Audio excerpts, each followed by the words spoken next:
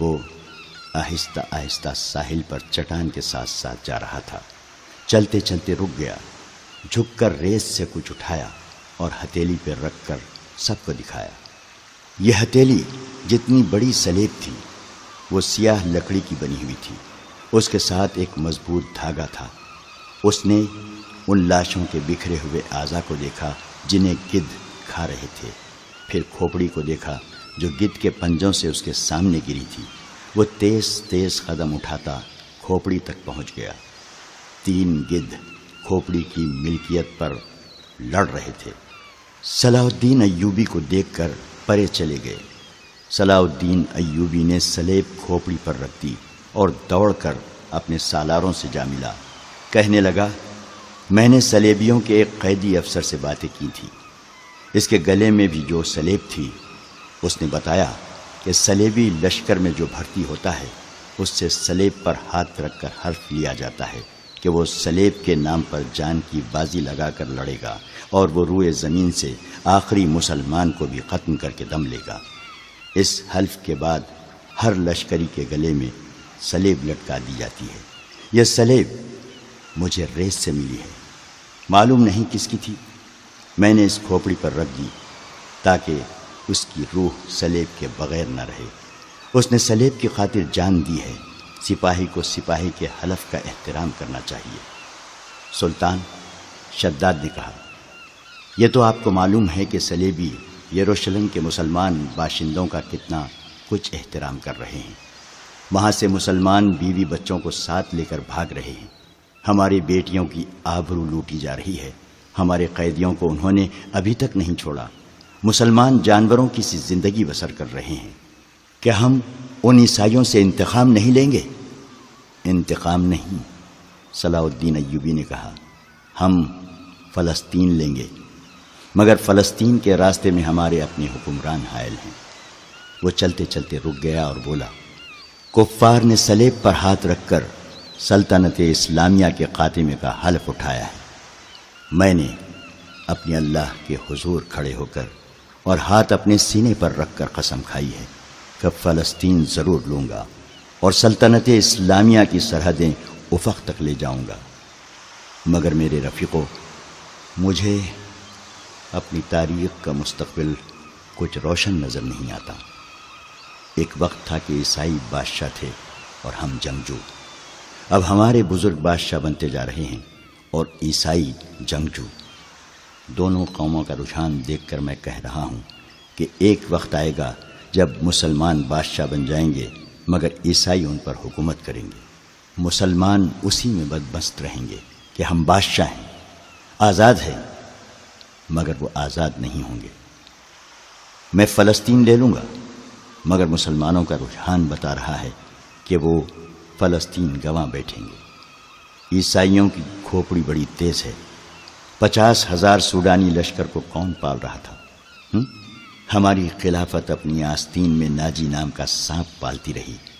میں پہلا امیر مصر ہوں جس نے دیکھا ہے کہ یہ لشکر ہمارے لیے نہ صرف بیکار ہے بلکہ خطرناک بھی ہے۔ اگر ناجی کا خط پکڑا نہ جاتا تو ہم سب اس لشکر کے ہاتھوں مارے جا چکے ہوتے یا اس کے قیدی ہوتے۔ اچانک ہلکا سا سناٹا سنائی دیا اور ایک تیر صلاح الدین ایوبی کے دونوں پاؤں کے درمیان ریت میں لگا۔ جدھر سے تیر آیا تھا اس طرف سلطان ایوبی کی پیٹھ تھی۔ سالاروں میں سے بھی کوئی ادھر نہیں دیکھ رہا تھا۔ سب نے بدک کر اس طرف دیکھا جدھر سے تیر آیا تھا۔ ادھر نوکیلی چٹانیں تھیں۔ تینوں سالار اور صلاح الدین ایوبی دوڑ کر ایک ایسی چٹان کے اوٹ میں ہو گئے جو دیوار کی طرح عمودی تھی۔ انہیں توقع تھی کہ اور بھی تیر آئیں گے۔ تیروں کے سامنے میدان میں کھڑے رہنا کوئی بہادری نہیں تھی۔ شداد نے منہ میں انگلیاں رکھ کر زور سے سیٹی بجائی۔ محافظ دستہ تیار ہو چکا تھا۔ گھوڑوں کے سر پر ٹاپو سنائی دیے اور اس کے ساتھ ہی تینوں سالار اس طرف دوڑ پڑے جس طرف سے تیر آیا تھا۔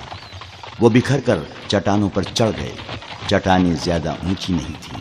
صلاح الدین ایوبی بھی ان کے پیچھے گیا۔ ایک سالار نے اسے دیکھ لیا اور کہا، سلطان آپ سامنے نہ آئیں، مگر سلطان ایوبی رکا نہیں۔ محافظ پہنچ گئے۔ صلاح الدین ایوبی نے انہیں کہا، ہمارے گھوڑے یہیں چھوڑ دو اور چٹانوں کے پیچھے جاؤ، ادھر سے ایک تیر آیا ہے، جو کوئی نظر آئے اسے پکڑ لاؤ۔ سلطان ایوبی چٹان کے اوپر گیا تو اسے اونچی اونچی چٹانیں دور دور تک پھیلی ہوئی نظر آئیں۔ وہ اپنے سالاروں کو ساتھ لیے پچھلی طرف اتر گیا اور ہر طرف گھوم پھر کر اور چٹانوں پر چڑھ کر دیکھا، کسی انسان کا نشان تک نظر نہ آیا۔ محافظ چٹانی علاقے کے اندر اوپر ادھر ادھر گھوڑے دوڑا رہے تھے۔ صلاح الدین ایوبی نیچے اتر کے وہاں گیا جہاں ریت میں تیر گڑا ہوا تھا۔ اس نے اپنے رفیقوں کو بلایا اور تیر پر ہاتھ مارا، تیر گر پڑا۔ سلطان ایوبی نے کہا، دور سے آیا ہے اس لیے پاؤں میں لگا ہے، ورنہ گردن یا پیٹھ میں لگتا، ریت میں بھی زیادہ نہیں اترا۔ اس نے تیر اٹھا کر دیکھا اور کہا، سلیبیوں کا ہے، حشیشین کا نہیں۔ سلطان کی جان خطرے میں ہے، ایک سالار نے کہا، اور ہمیشہ خطرے میں رہے گی۔ سلطان صلاح الدین ایوبی نے ہنس کر کہا، میں بحر روم میں کفار کی وہ کشتیاں دیکھنے نکلا تھا جو ملاحوں کے بغیر ڈول رہی ہیں، مگر میرے عزیز دوستو، کبھی نہ سمجھنا کہ سلیبیوں کی کشتی ڈول رہی ہے۔ وہ پھر آئیں گے، گھٹاؤں کی طرح گرجتے آئیں گے اور برسیں گے بھی، لیکن وہ زمین کے نیچے سے اور پیٹھ کے پیچھے سے بھی وار کریں گے۔ ہمیں اب سلیبیوں سے ایسی جنگ لڑنی ہے جو صرف فوجیں نہیں لڑیں گی۔ میں جنگی تربیت میں ایک اضافہ کر رہا ہوں، یہ فن حرب و ضرب کا نیا باب ہے، اسے جاسوسوں کی جنگ کہتے ہیں۔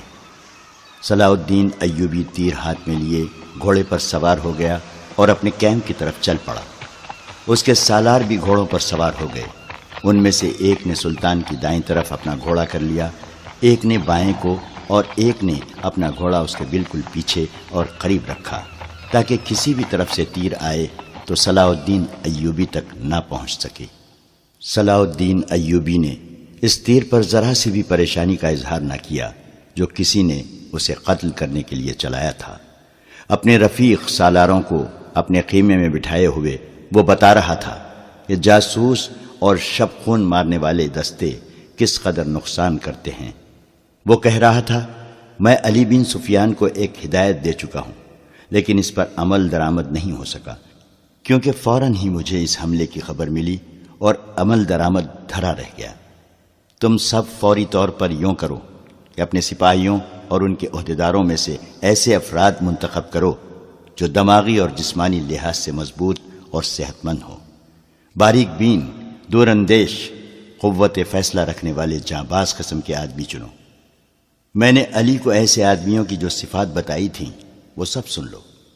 ان میں اونٹ کی مانند زیادہ سے زیادہ دن بھوک اور پیاس برداشت کرنے کی قوت ہو، چیتے کی طرح جھپٹنا جانتے ہوں، عقاب کی طرح ان کی نظریں تیز ہوں، خرگوش اور ہرن کی طرح دوڑ سکتے ہوں، مسلح دشمن سے ہتھیار کے بغیر بھی لڑ سکیں، ان میں شراب اور کسی دوسری نشاور چیز کی عادت نہ ہو، کسی لالچ میں نہ آئیں، عورت کتنی ہی حسین مل جائے اور زر جواہرات کے انبار ان کے قدموں میں لگا دیے جائیں، وہ نظر اپنے فرض پر رکھیں۔